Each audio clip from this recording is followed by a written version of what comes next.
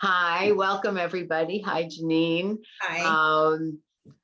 This is Enlightening Conversations, and I'm Ellen Seigel, author of Be Happy No Matter What. And And this I'm is, Jeannine Vegh with Transformative Psychotherapy, LLC. and we're both counselors, and we love to do these talks because we're not rehearsed. They're topics that we both love. And so we invite you to enjoy with us and in your mind, converse with us.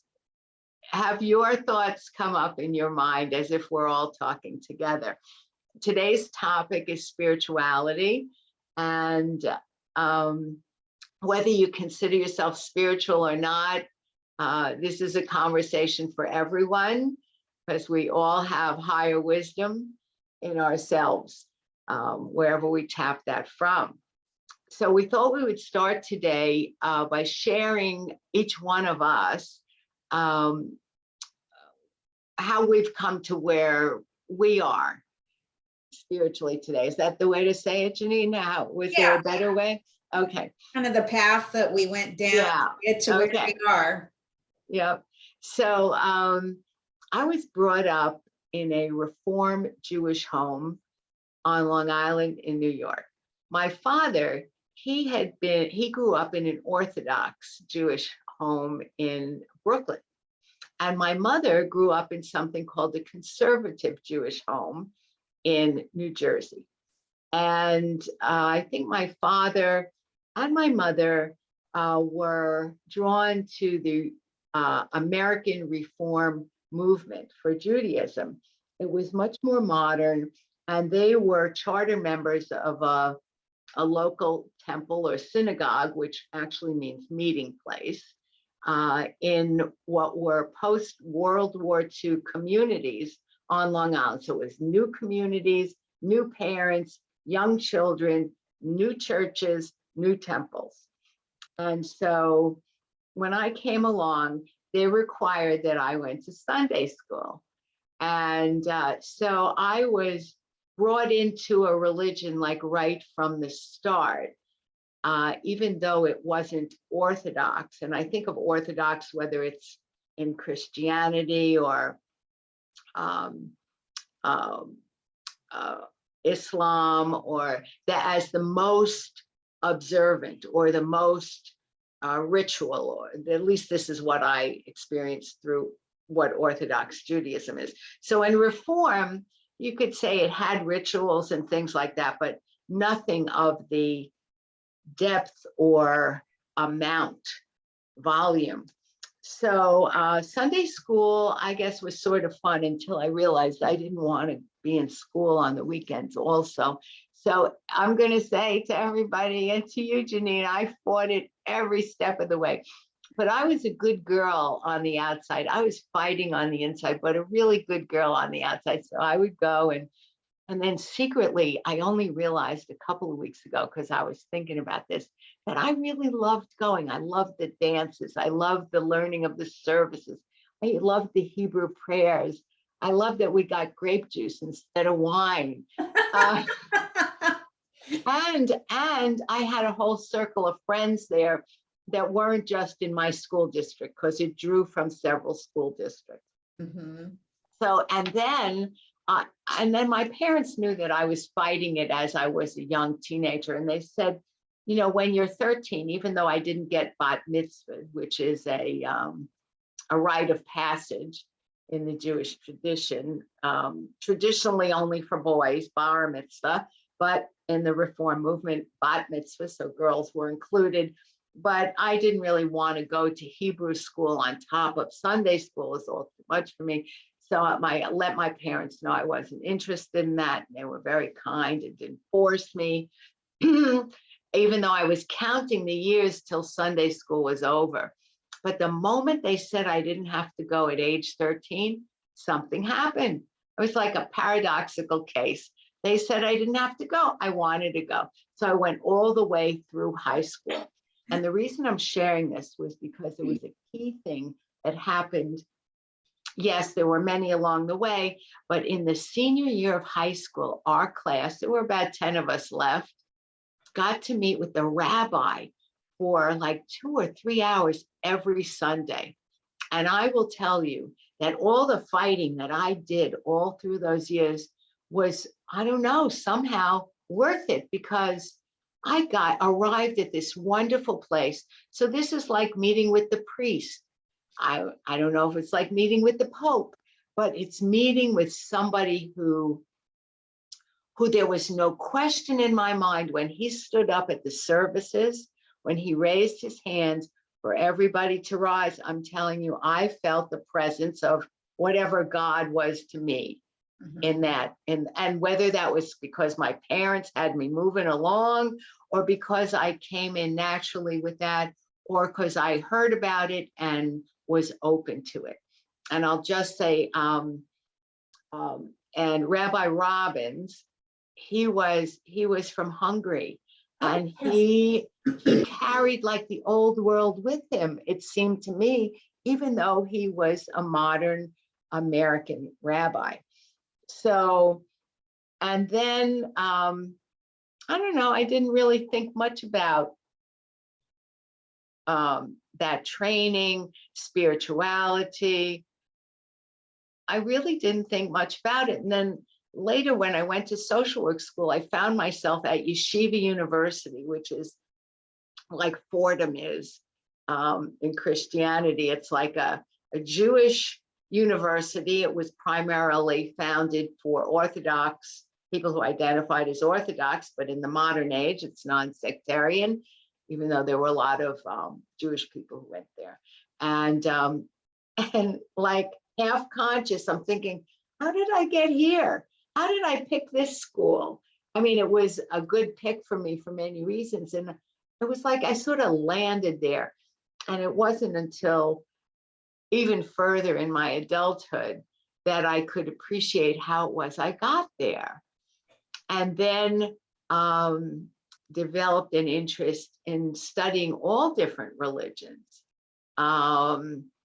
because of the relationship that I understood between spirituality and religion, which we'll get into later.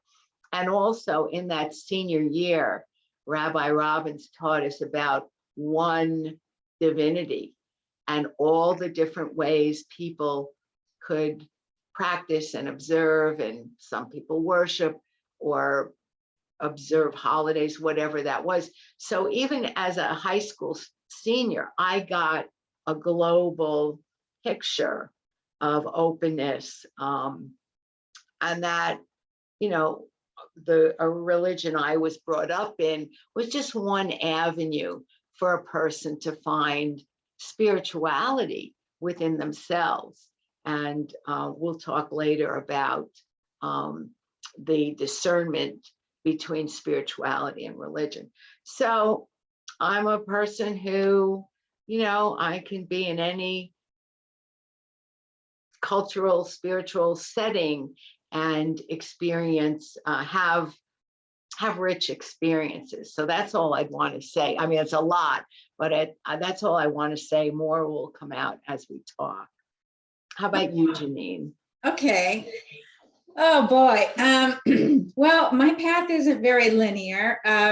It's very bizarre. No, it's different. I don't know how to explain it. I mean, I do know how to explain it. So what I'd like to say first is that as I was listening to you talk, I was thinking about my own journey. And so I thought what would be a good way to segue into the beginning stages is to talk about how later in life as an adult, I saw two different past life regression channelers, whatever you call them. And one told me that I had been a pagan in many lifetimes. And the other one told me that there was a point in one of my lifetimes where I had to make a choice. Like it was during the time of, can't think of the name, but when you had to choose between paganism versus Christianity. I forget what that time period was called, but anyway, that I had to make that choice, and I ended up making the right choice. So I thought that was kind of neat. So I say all that to say that I grew up Christian in the Hungarian church in Columbus, Ohio. So my stepfather was Hungarian. He came here in 1956 and escaping the Hungarian Revolution. And so growing up in the Hungarian church, there was that, but I always felt like an outsider because I wasn't Hungarian. And so along the way, I started to things would happen. Like we moved to the country and I found this tree stump and began to use it as my altar. And then sometimes whenever we'd have Hungarian gatherings for like dinners or what have you, or breakfasts, like on Easter, I would sneak upstairs to the church when everybody was not paying attention. And I would just go up there and get on my knees in front of the altar and just pray. And it was just my little sneaky habit that I would do. And I always thought it was kind of neat. Like, I was like, please don't let anybody find me. And I don't think they ever did because nobody ever questioned it. But so that was kind of my little thing to do. And then somewhere along the line, I think when I was in middle school, I watched the movie, The Song of Bernadette. And it deeply moved me because I had never heard of goddesses. I didn't know there were such things. And so listening to her story and then how she became this very pious woman as a result of that, it just like something inside of me, it just moved me. And so that was kind of childhood. And then my senior year, we had to write a term paper because this was when you had to be a little bit more intelligent in high school, and you were held to more higher standards than you are today, where you're just taking a test. And so with this term paper, the Problems in Democracy was the class, and my teacher, Mr. Dahlman, told us that we had to choose a topic that was like something that was going to, a critical topic that was going to make us think. And he said it was going to be something that was going to transform the rest of our life. Like we would never, this paper was just going to be like a turning point for us. Something along those lines. Maybe he didn't say that, maybe I imagined it, but that's what I remember. And so at that time, it was the year after Jim Jones' massacre in Guyana. And so that had moved me so much because back then I didn't know I was an empath and a highly sensitive person. So, I couldn't get it out of my head. So I decided I would write about religious cults. And in doing so and researching my 25-page paper, which was a big deal as a 17-year-old. But in researching that, I began to learn about other religions and realized, oh, wow, there's other religions besides Christianity and Judaism. And I didn't know that. So I learned about Buddhism and Islam and Hinduism and different things like that, because I was reading these different books about religions and religious cults and all that sort of thing. So it did transform my life. I went to California with my ex-husband, who was my husband at the time. We got divorced, and while I decided to stay there, and while I was there, there was a point where I got on my knees again and I said, I need a teacher. I need help. I can't do this alone, because I was in California all by myself by this point. And lo and behold, this woman came to me through my boyfriend. It was his mother, and her name was Lucy Traeger. And she and I became very, very good friends until she died in 2012. And she was Native American Cherokee. And so she kind of taught me, she sort of opened up the doors to things that I had wondered about my whole childhood, with the getting on my knees and paganism and all that sort of thing that was sort of sneaking in the doors. And I also forgot to mention, I was very doing a lot of dreaming as a child and wanting so much to talk about these things, but I had nobody to talk to. Because I learned very early on that nobody really understands these kind of things. You have to be with special people. So anyway, so I worked with her for 30 years. And in that time period, I was exploring different spiritualities. I was studying it in college, world religions. I took a class on philosophy in college, and just learning about various things. And she had me starting with different books. So J. Krishnamurti, and I was involved with Terry Cole Whittaker's church for several years.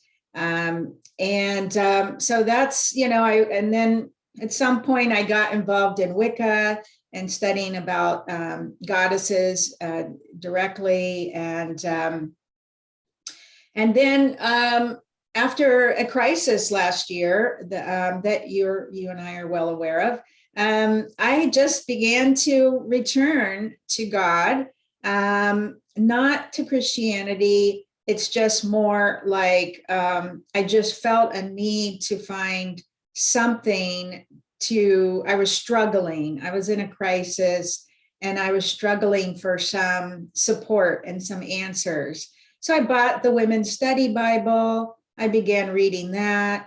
I began to do some prayers, and I began to really get involved with Insight Timer and learning from Methods and Maria Gallo. And then I was listening to them talking about contemplative prayer or centering prayer. And so I began doing that twice a day for 20 minutes. And so that's kind of where I am now, just in this I am in a more pious place where I've always wanted to be, but I guess I never felt worthy until now. I'm not sure. Or I guess I just didn't realize how important that would have been to me all along. What I finally realized was my whole life has been doing spirituality when I felt like it. And now I'm like, that's why my life has been such a mess and so much chaos, because I wasn't being devoted to a spiritual practice and something that was, I needed to stop playing games and I needed to be grounded in some kind of a spiritual practice. And so that's where I am right now. So you're bringing up something that, well, there's two things I wanted to share. I want to address your last point second. So where I went as an adult then was in my training of doing hypnotherapy, and then a few years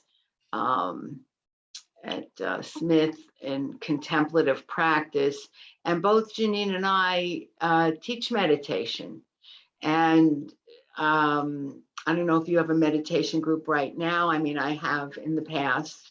And so that the idea of pious, I think of as holy or sacred. For me, it's been a deep feeling. So, I mean, I had it when I sat with the rabbi. I had it when I went to a luncheon recently at the Hungarian Center. What's the proper name of the place? Oh, St. Ladislas? Yeah, but what's the group? Oh, the the Hungarian Cultural the Association. Hungarian Cultural Association, to be present for your presentation, your historical presentation there. Yet when I went in, whether it was the richness of the cultural tradition that was expressed there, but it was as if I was walking into the Vatican. I mean, it was such a deep spiritual sense. And yeah, I'll say, one of my teachers will say, well, that was in you, Ellen. So I'm going to say we carry whatever that is with us. And then where we place ourselves can bring these things out. And whether it's cultural and spiritual, God related or not God related. And then the last thing that you mentioned, and I have read this and heard this and use it for myself as I climb into better alignment with what I know is the fitting thing for me. Someone else might say, oh, well, the right thing for me to do. And when I'm not doing what's that fitting thing, whether it's with integrity or spirituality or whatever doing the right thing is, that idea of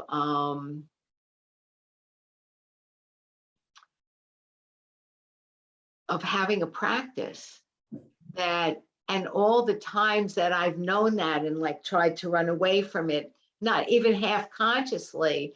And, is that related to things going smoothly in one's life? Now, I have read that over and over again, and I have denied that, fought that, all kinds of things. But I have to tell you, every time I'm in sync with that, what that idea that I have, that I could be doing something that would really be more in alignment with that centering, I have to tell you, things do go smoothly then.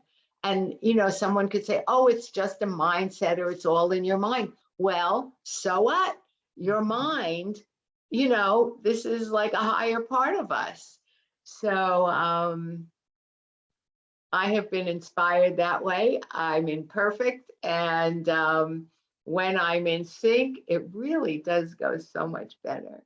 It does. Yeah. I think faith in something is going to make things happen in your life. When you are focusing, you can hold a crystal in your hand and just focus on whatever it is you're focusing on that you need support around. You can have a cross around your neck and you can pray to Jesus. You can, whatever, I mean, I don't know what you call them. I'm sure you do. The things on your door that Jewish people have. Mezuzah. That's right. Yes. You can, you kiss that when you walk into your home. Right. And that's something that's important. Doing prayers 5 times a day in the Islam faith, the faith of Islam. It's funny though. I thought many years ago when I saw the Song of Bernadette, and over the years, whenever I'd read about women who were very pious, they were always Catholic. So I was assuming, I know that sounds so stupid, but no, it just sounds young. It doesn't sound stupid. It's just until you wake up to the next meaning. I think most of us think things are the way they are when we're exposed to them. And then later we discover it's even bigger than that. Yeah, exactly. So I mean, in the different things that I learned about over the years, I didn't really listen to anybody talking about any sort of pious way of being. And so, I mean, people in the Wiccan religions, not religion, but Wiccan beliefs, generally will follow, you'll get together in covens and circles and for different holidays and things like that. But and there are some women that did follow it more devoutly. But for me, I just always kept thinking I had to be Catholic to be a devout person. And I didn't, as a little girl, I wanted to be a nun, but then I met boys. And then as an adult, I never felt pulled in that direction. So it wasn't until recently when I realized that this is something I just can do myself. That I can, and I love the centering prayer because it's making me create this dedication each day. It's given me this practice so that I am called to doing this. And I just started doing it because I thought, oh, this is like advanced meditation. Sure, I'll take on 20 minutes 2 times a day. It sounded interesting to me. But then as things began to happen from doing this, my intuition became strengthened. It was like, oh, wow. And suddenly, being called to doing things like the spiritual retreat we're going to go on in November, I'm listening to my inner voice differently. It's like, I feel like God is speaking through me. Yeah, I feel like that's what's happening. And so I'm paying attention and listening.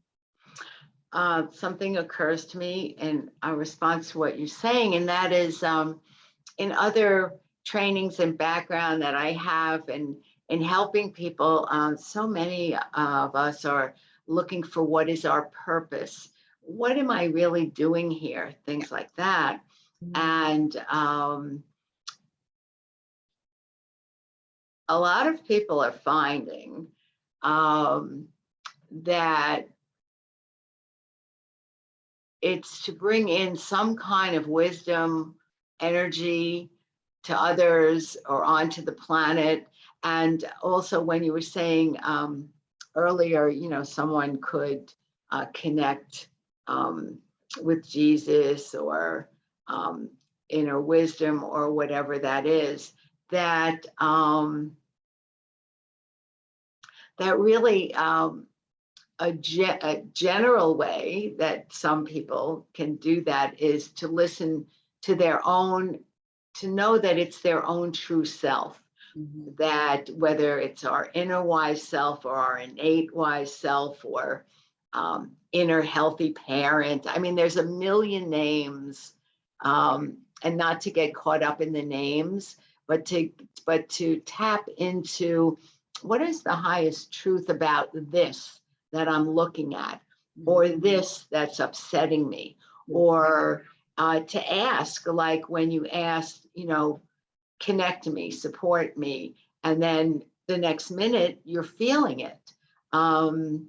So, that's a way to look at all of this also.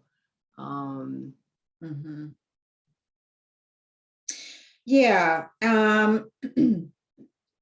And something I've been opening up the envelope with a lot of families in therapy is talking to them about the importance of teaching their children something. I slip it in there like in a tiny way, because I'm not there to like make them do anything, but I just kind of give that little hint because, I think that's so important that children are raised with some sort of belief system, value.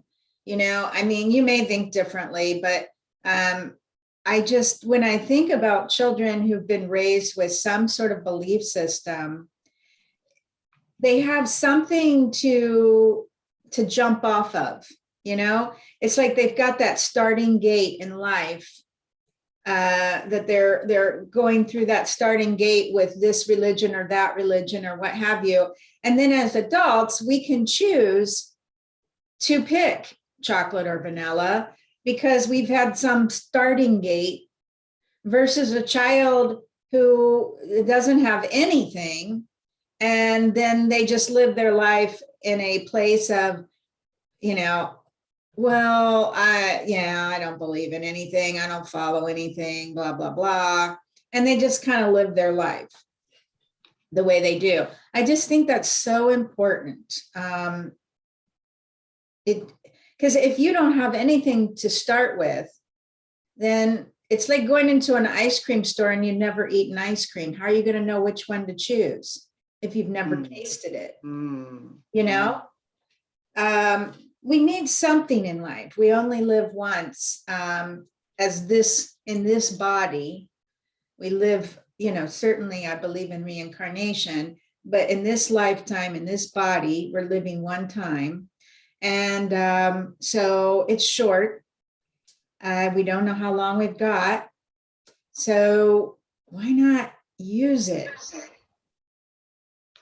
So I didn't quite have that wisdom as a young parent, because I was fighting as if my parents pushed me into, so I was rebelling. And so I couldn't find a temple or a Jewish group that I felt comfortable in, because I had this inner fight going on.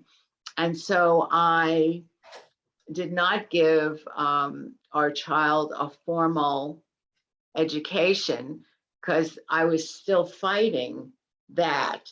Even though I had been to social work school at Yeshiva University, even though I was so he got from me a role model of spirituality, which had a smattering of cultural things. And when I was having an issue as a young parent, I would say, hold on a second. And I would say to God, okay, God, you got to help me here. You got to help me here.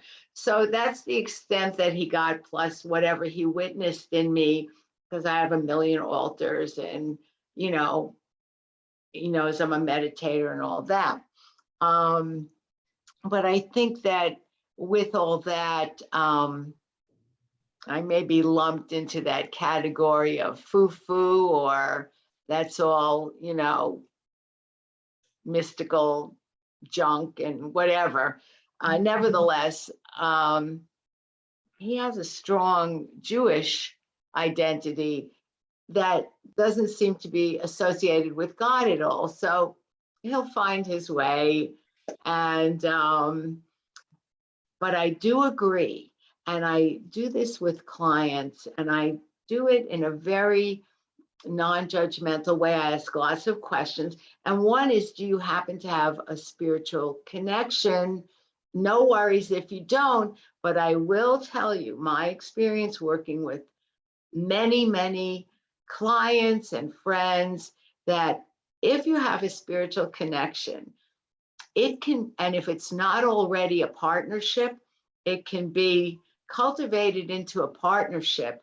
And that, in a healing way, in my experience, is the shortest distance between feeling upset and feeling great.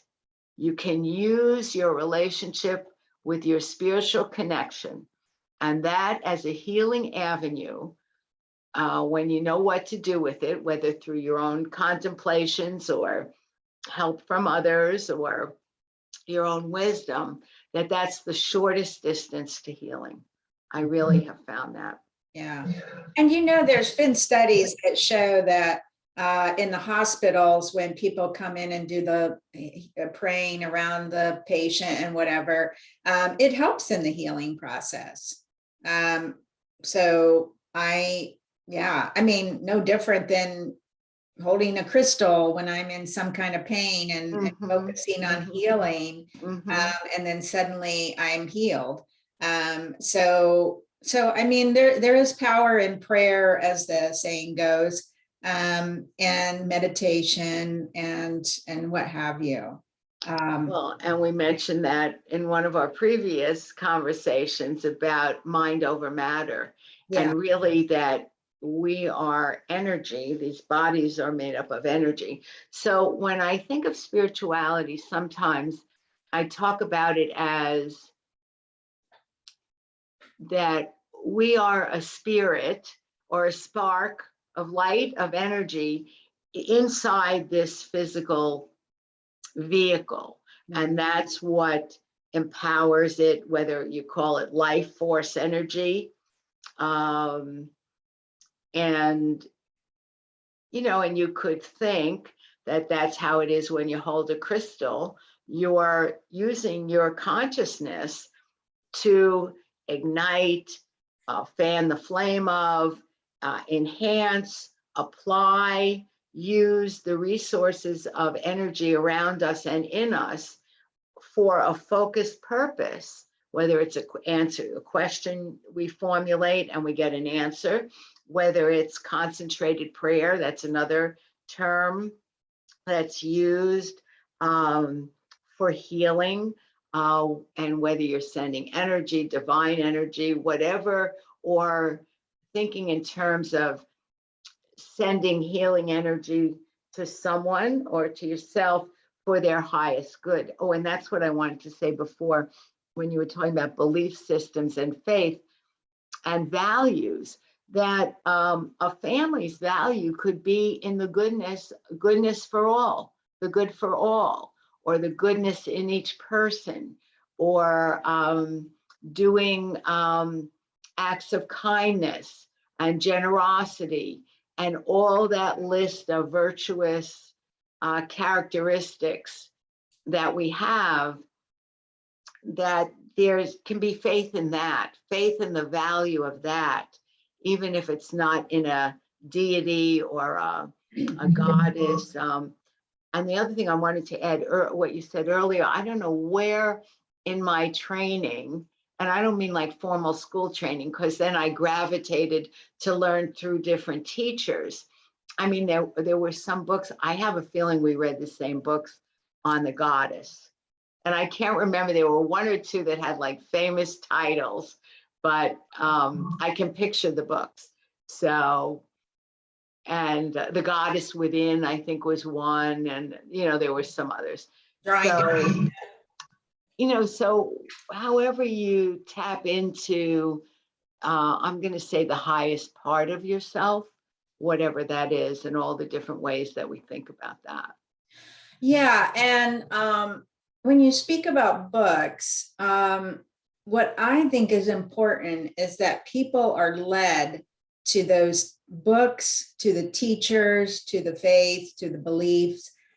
I think people should be led to it. So when I'm talking to a client about books, I might mention a book or two, but a lot of times I'll say, when you're looking this up online or at the bookstore, look at the books around it, and whichever one ends up, calling to you, take that one. I may say, start with J. Krishnamurti, but when you go on Amazon and you see all these other books under that saying people who also bought blah, blah, blah, and the other one, you're like, oh, I like that one better, go for it, Right. Because ultimately your path, just like me getting on my knees as a little girl to where I am now, that's something. Spirituality is intimate. It's individual. It's not something you can share it with people. You can go together to a labyrinth walk, or you can go together to a retreat or to a church or a temple or what have you. But ultimately, you're interpreting whatever you're interpreting yourself. I can't share it with you. I can't share it with this person. I can talk about it. We're talking about it today, but whatever people are going to get out of this is going to be different for every single person listening, because they're going to latch on to this one thing that I said or this one thing that you said. And that's going to be what's going to drive them to consider whatever they're going to go for. I like to think of that as like little threads light up, and then you follow the one that lights up for you. Yeah. I remember in a bookstore, it's not that many bookstores.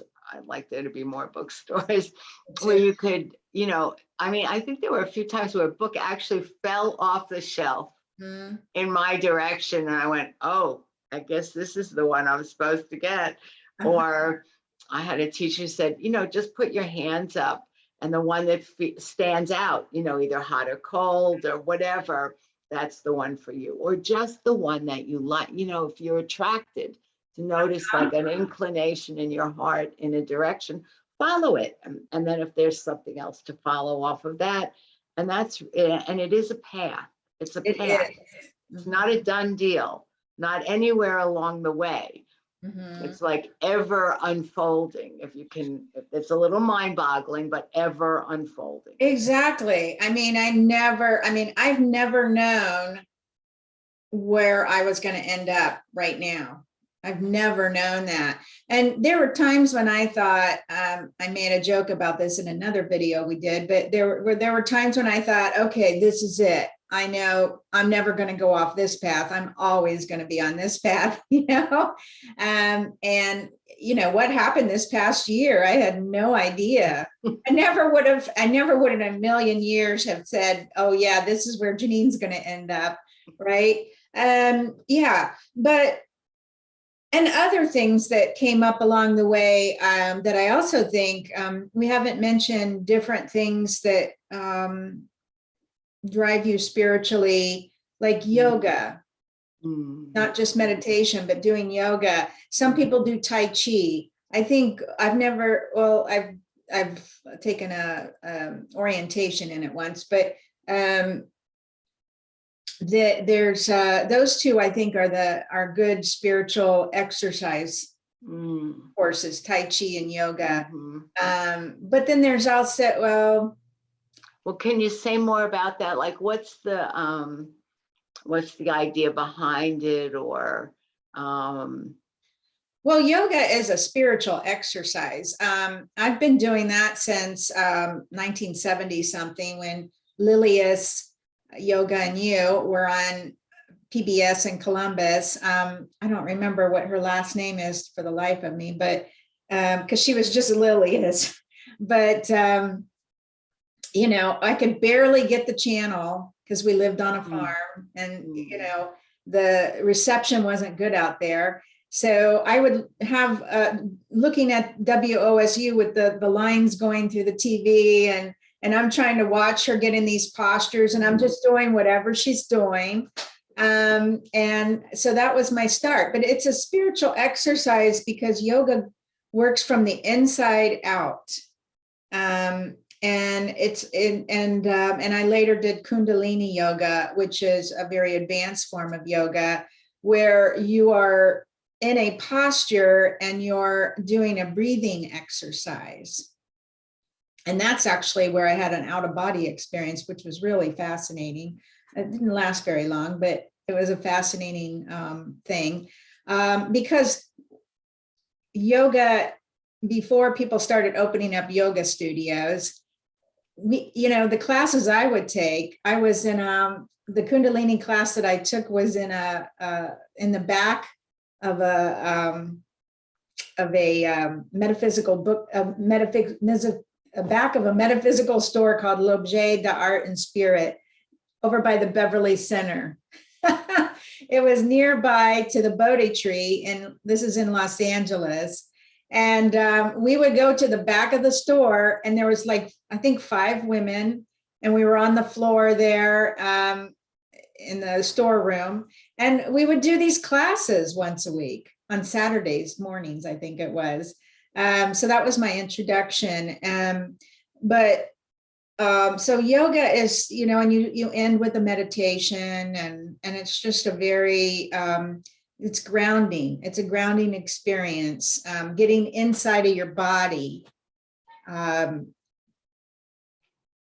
I don't know. That's all that's coming for me right now. And some of our viewers may know that there's all different types of yoga. Yes. And I think even the term yoga, as Yogananda defines it, is the union with the divine. So there's some of that in there. Namaste. Then what else? There was something else. What else haven't we talked about? How about higher states of consciousness, that we're all, you know, just like you said, you know, at one point in your life, you thought all goddess energy with women, Catholic, and then your consciousness expanded with more awareness, and that's ever unfolding too. And sometimes in a dilemma that I've been in, I would ask, what would God do? Or some of my friends, what would Jesus do? Or, what's the thing to do that benefits the most people? Or what's a win-win kind of a thing? To reach for a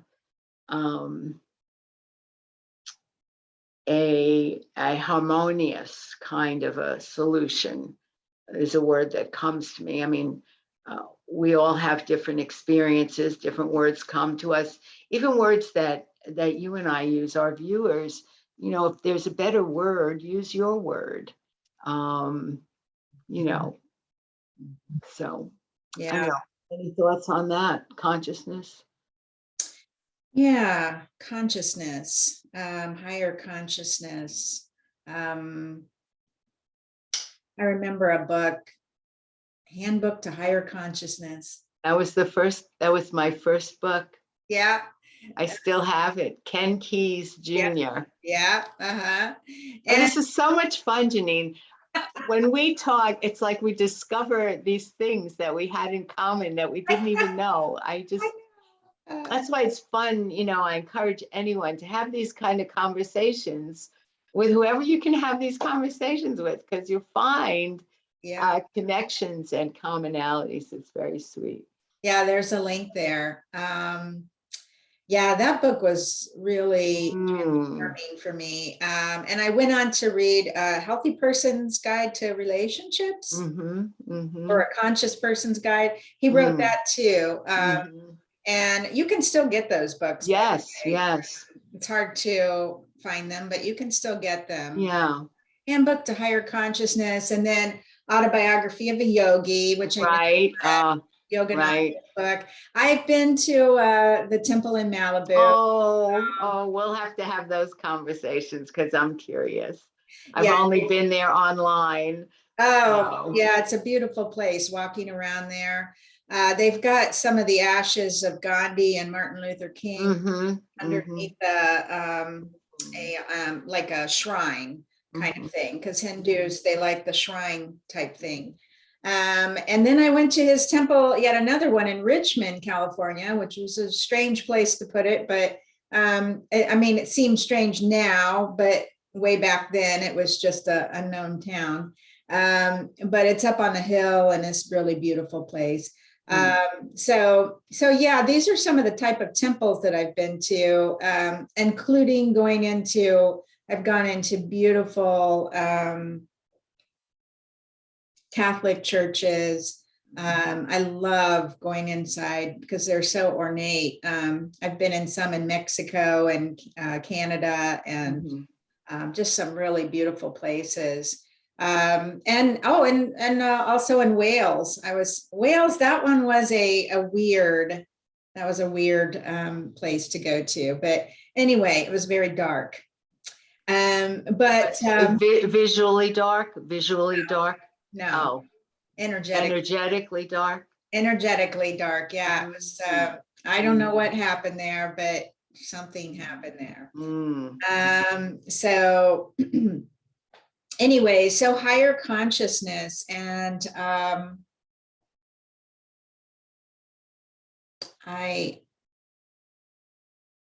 when I think of that, I just think of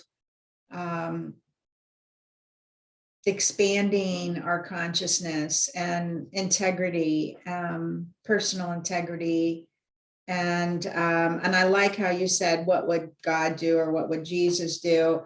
I think that's how you kind of pull yourself back and ground yourself.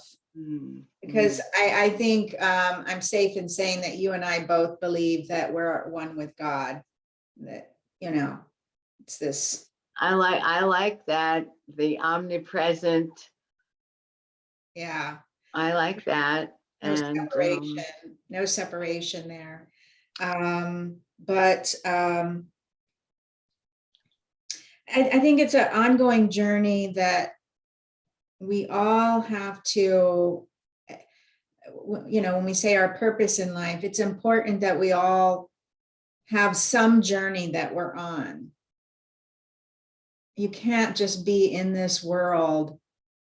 I mean, you can be, but I think it's foolish to be in this world and not have something that grounds you and centers you and balances you, and that you can draw from when you are going through a crisis, when you are at your wit's end with your business or your relationship or your child, or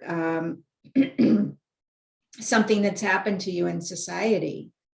Now when I'm listening to people when they're coming into my office, because I've like gotten more centered in this spiritual belief, I hear my clients, I wish I could turn the conversation into a different conversation, but that's not really what therapy is about. I mean, I throw it in now and then.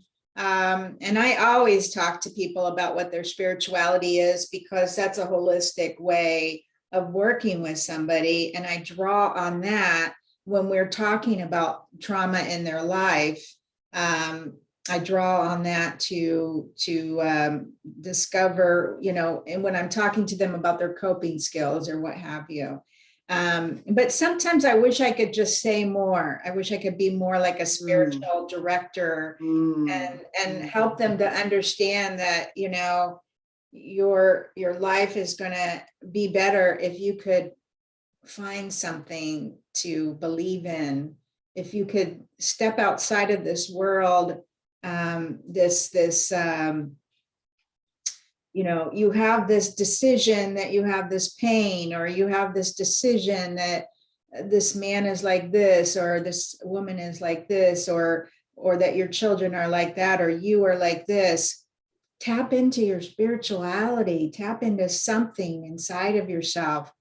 Look outside of you, look above, take a walk in the garden, go to the national forest, or what have you, and tap into spiritual wisdom.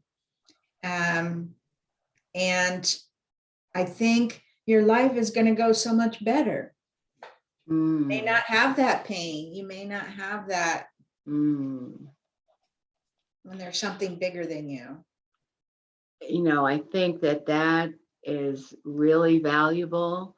And a lot of times people have so much mind chatter that they, it can feel for a time too confusing and can't break out of that.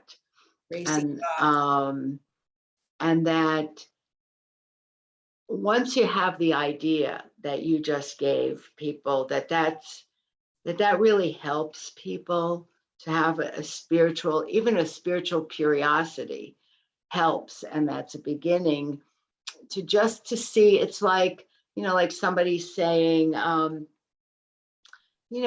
you tried wearing something in this color? Because this color really enhances your energy, or something like that. And then the person could say, oh no, I never even thought about that.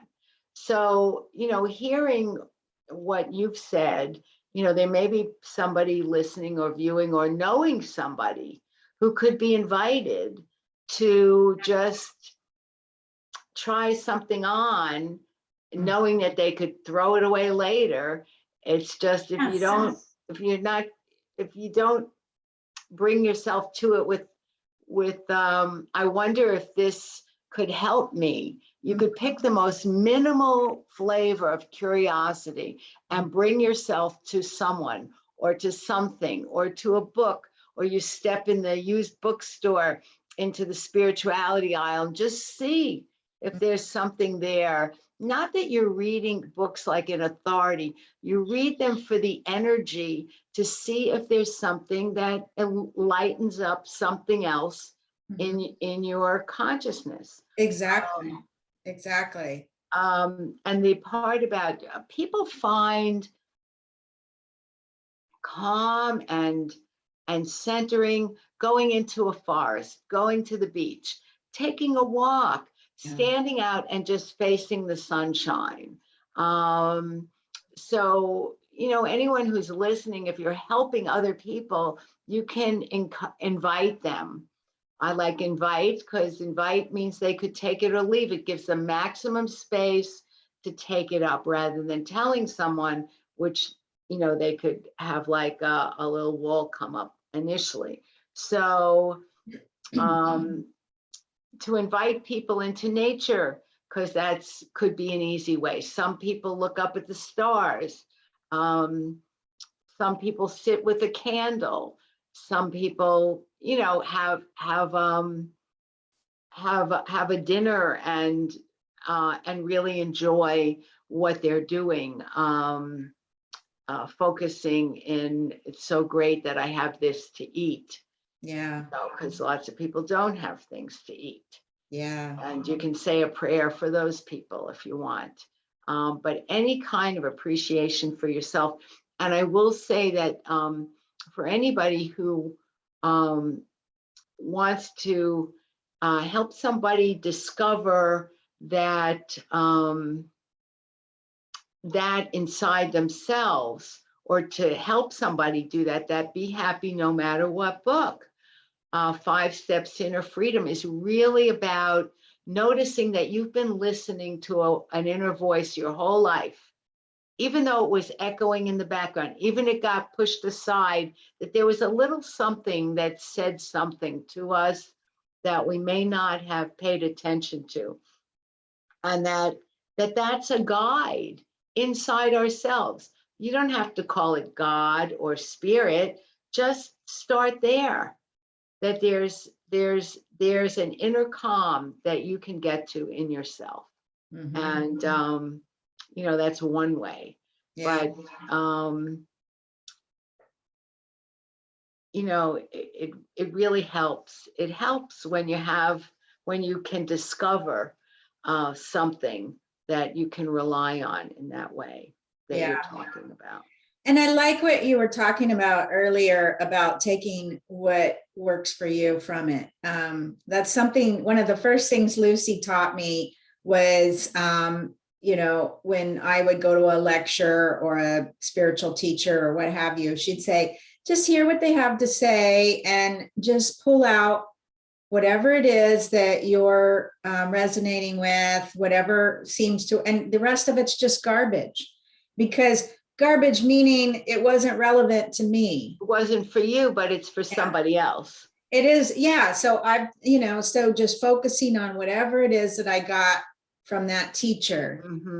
And sometimes I'll start reading a book and it's like, doesn't do anything for me. Right. So, but I mean, it was like, I bought a book recently after listening to a woman speak on Insight Timer, and she had wonderful things to say in the live recording that she did. Bought her book, but then I realized this isn't really what I need.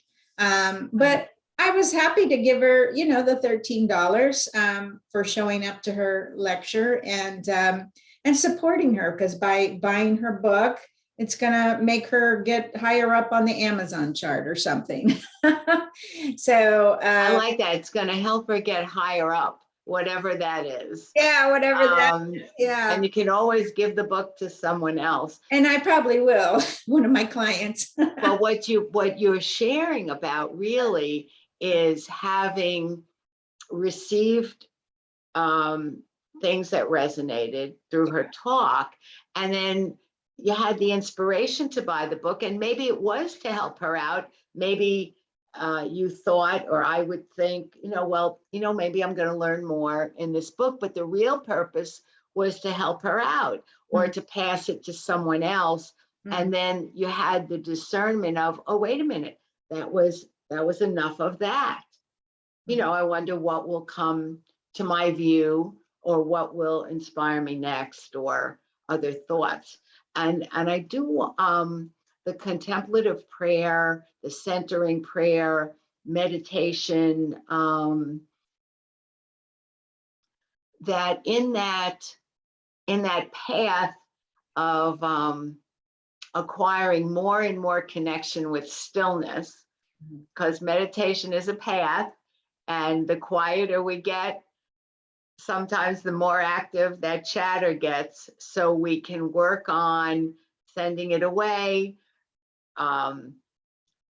supporting it becoming less restless, those restless thoughts, going on without paying attention to them. I mean, there's all different ways that we each get to face what's in the way. That path of meditation is really an energizing infusion, reinforcement of life force energy. Yeah. And the more I school myself, the more I'm hearing the messages for me that's a gateway, a doorway to